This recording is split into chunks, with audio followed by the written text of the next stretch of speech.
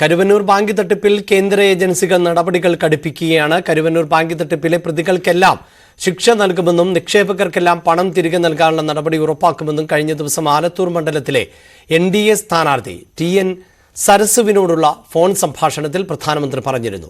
തെരഞ്ഞെടുപ്പ് പ്രചാരണത്തിനായി പ്രധാനമന്ത്രി കേരളത്തിൽ എത്തുകയാണ്. 15-ാം തീയതിയാണ് പ്രധാനമന്ത്രി എത്തുക.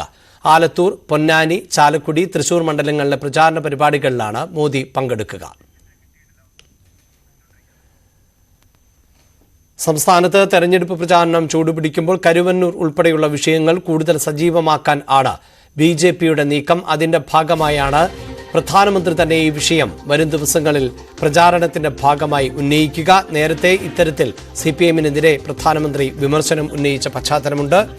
രഞ്ജിത്ത് രാമചന്ദ്രൻ ചേരുന്നുണ്ട്. രഞ്ജിത്ത്, വീണ്ടും പ്രധാനമന്ത്രി എത്തുകയാണ്. എത്തുമ്പോൾ കരുവന്നൂർ അടക്കമുള്ള വിഷയങ്ങൾ അദ്ദേഹം ഉയർത്തി കാണിക്കും എന്ന് വേണമല്ലോ പ്രതീക്ഷിക്കാൻ. തീർച്ചയായും അഭിലാഷ്, ഈ 15-ാം തീയതിയാണ് പ്രധാനമന്ത്രി തൃശ്ശൂരിലെത്തുക.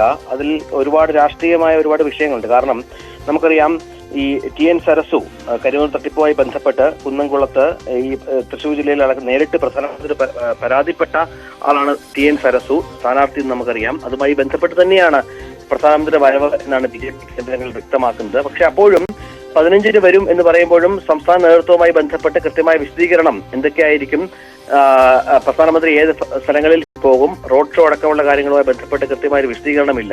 എങ്കിൽ പോലും കരുവന്നൂർ തട്ടിപ്പുമായി ബന്ധപ്പെട്ട് കഴിഞ്ഞ ദിവസമുള്ള നടപടികൾ CPM-ന് തൃശൂർ ജില്ലാ കമ്മിറ്റിയുടെ അക്കൗണ്ട് മരവിപ്പിക്കുന്നു.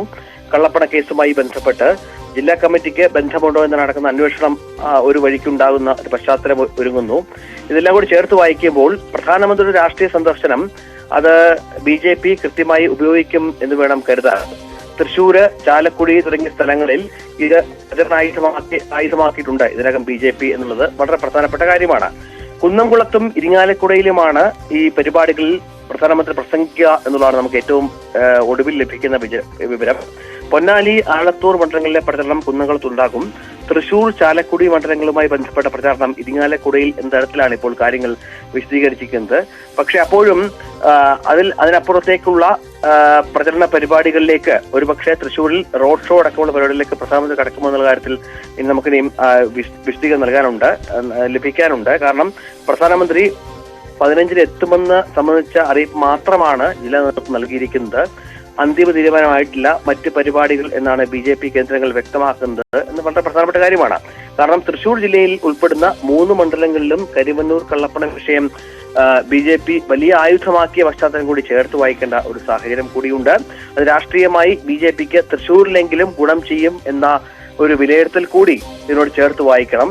അത്തരത്തിൽ പ്രധാനമന്ത്രി നമുക്കറിയാം പല തവണയായി ഈ മണ്ഡലത്തിൽ വരുന്നുണ്ട്. പ്രധാനമന്ത്രിയുമായി ബന്ധപ്പെട്ട പ്രചരണങ്ങൾ നടക്കുന്നുണ്ട്. അത് എങ്ങനെ ഉപയോഗപ്പെടുത്തും എന്ന കാര്യത്തിലൊക്കെ ഒരു വ്യക്തത വരേണ്ടതുണ്ട്. അത് രാഷ്ട്രീയമായി തന്നെ BJP ഈ വിഷയത്തിൽ വളരെ കൃത്യമായ നിലപാട് സ്വീകരിക്കുന്നുണ്ട് എന്നുള്ളതാണ്. കഴിഞ്ഞ ദിവസങ്ങളിലൊക്കെ ചർച്ചകളിൽ പങ്കെടുക്കുന്ന നേതാക്കൾ പോലും കരുവന്നൂർ വിഷയം സരസവുമായി ബന്ധപ്പെട്ട് നമുക്കറിയാം നേരിട്ട് പ്രധാനമന്ത്രി ഓൺലൈനിൽ സംസാരിച്ചിരുന്നു. അവിടെ കരുവന്നൂർ വിഷയത്തിലെ പ്രതികളെ കൃത്യമായി അറസ്റ്റ് ചെയ്യുമെന്ന് പറഞ്ഞു.